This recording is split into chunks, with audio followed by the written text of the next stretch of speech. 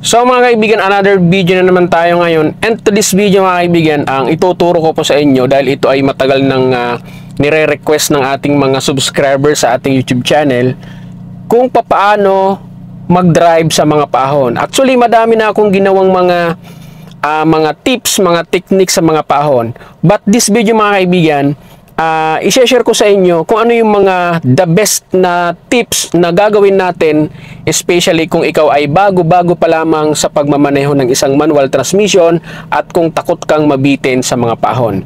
So ngayon mga kaibigan, nandito tayo ngayon sa medyo bundok, no? Kasi papakita ko sa inyo ang sitwasyon ng kalsada. Kung bababa tayo, kasi nandun yung kalsada, nandun banda, papakita ko sa inyo. Ayan, dito tayo magmumula. Ayan, so ito po yung kalsada dito. Ayan. So malapit lang to dito sa amin. Actually, ayan, paahon po yan. Ayan, kung nakita nyo yung motor, umahon siya. And then, alanganin, masikip. Ngayon, ang diskarte po dyan mga kaibigan, ano? Ayan, so ito po yung kotse. Yan po yung kotse natin. So, kung bago ka lamang driver dito, hindi ka mabitin dyan, no? Para hindi ka mabitin dyan sa kalsada ng pahon. So, from dito sa patag, dito sa patag na to mga kaibigan, i-set up mo na first gear. Yan, medyo alanganin kasi kapag nandun ka na nag-first gear sa paahon. So, may chance na mabitin ka dyan. So, dito pa lang mga kaibigan sa patag, no? Ayan, kung nandito yung kotse natin, so para lang hindi ka mabitin sa paahon, so gagamitan na natin siya ng first gear. Ayan. So ito yung pinakang the best na technique na gagawin nyo, no? Ayan. So iwasan nyo mga kaibigan na kung saan nandun lang kayo sa ahon, habang umaahon kayo, saka kayo magpapalit ng first gear. So may tendency na mabitin po kayo, pwede kayong umatras. Dahil ang manual transmission, pag nabitin sa paahon, umaatras po talaga siya. So, kaya dito pa lang mga kaibigan, pinakang the best na tip po sa inyo, dyan pa lang, pag forma nyo sa patag, bago kayo umahon, ilagay na po natin sa first gear. Dahil first gear po ang pinakamalakas na gear. Yan, first gear, ang tutulong sa inyo para makaahon po kayo, para hindi po kayo mabitin, ano? So, baka tanungin nyo, ano, sir, paano kung mapatigil sa gitna? Ayan, sa gitna ng pag-ahon, paano kung mapatigil? So mga kaibigan, ganito, no? Kaya nga po sinasabi ko sa inyo, no? Ang the best tips ko sa inyo, kung katulad nito, may mga sasakyan na nasa unahan nyo, unang umaahon, wag po kayong susunod. Wag po nyong tututukan yung mga sasakyan.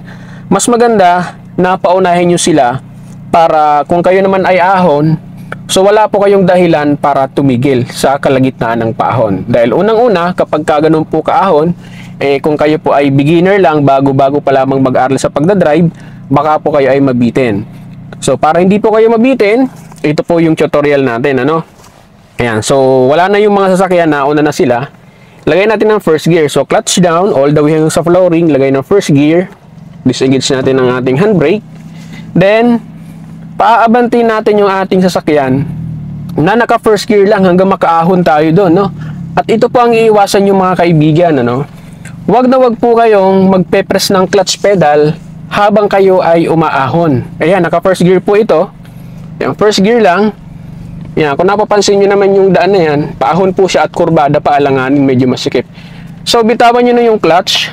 Then, lalagyan nyo lang po ng gas. Continuous lang sa pagpipress ng gas. Naka first gear, aahon po siya, no?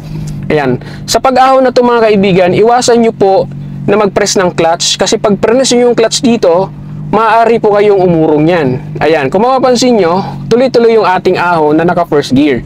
Hindi po siya mabibitin. Kahit loaded po kayo, kahit marami kayong sakay sa likodan, so, hindi po kayo dito mabibitin. Katulad po nito, may possible na kasalubong, siya po yung magbibigay dahil siya po yung approaching sa downhill, tayo po yung paahon. So tayo po yung pagbibigyan ng mga sasakyan na maaari nating makasalubong dito sa mga gantong kalsada. Sa inyo ang video na to, especially dun sa mga new drivers, sa mga beginners, sa mga nag-uumpisa pa lamang mag-aral mag-drive. Actually, napakasimple lang po ang gagawin nyo kapag ka po kayo ay ahon, no? Para hindi po kayo mabitin. Katulad ng sinabi ko sa inyo mga kaibigan, i-set up nyo na sa first gear bago pa kayo umahon. Ngayon, kung may mga sasakyan po na nauna sa inyo na nakikita nyo na nandun pa lang sa paahon, umaahon, huwag nyo po munang susundan. So, hayaan nyo siya na makatapos umahon, and then kayo naman ang susunod na umandar paahon para hindi po kayo mabitin or pahinto-hinto sa ahon ng kalsada. Kasi ang mangyari po dyan mga kaibigan, yun na nga po, no, pag napahinto po kayo sa paahon, nakabitin po kayo ng ganun, pag hindi nyo pa po masyadong nakukuha yung clutch biting point, habang kayo ay nakapwesto sa paahon, maaari po kayong umurong at possible na baka kayo ay madisgrasya pa. So yun po mga kaibigan ang gagawin nyo, ano? Para po ito sa mga beginners, sa mga new drivers, sa mga hirap, no? Sa mga paahon, hindi alam po anong gagawing diskarte. So ito po ang the best na tips ko para sa inyo. Umpisahan nyo na naka first gear bago po kayo umahon. So yun lang mga kaibigan, sana po nakatulong po sa inyo ang video na to. Especially dun sa mga new drivers, sa mga beginners, sa mga nag-uumpisa pa lamang mag-aral mag-drive. That's it. Bye-bye.